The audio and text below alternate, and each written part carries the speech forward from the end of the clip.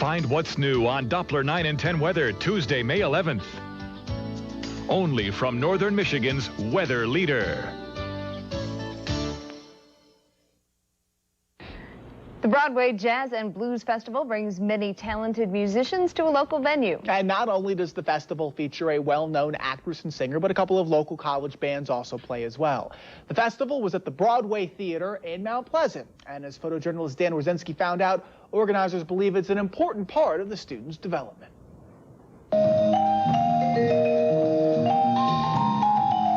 You're free when you're doing jazz. It's a pure form of creation. It's really important, and it's truly an American genre. It's wonderful to see that there's music that is not like anything else.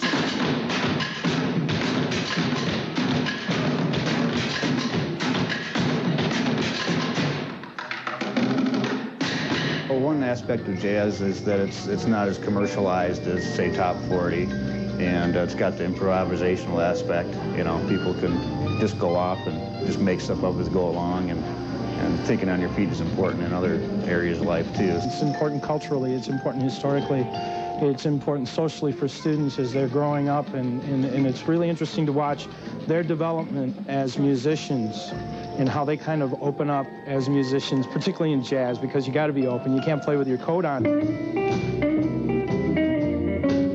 This year we brought in the blues element to draw more interest. I believe in the Broadway Theater. I think it's a great place to do live music and to do entertainment. I think keeping our kind of music alive, and blues and folk music and traditional jazz and bluegrass, all of the traditional forms of music, the non-popular music, is important to keep alive because it speaks to where we all came from, and it's still an evolving form and still really pertinent to our lives.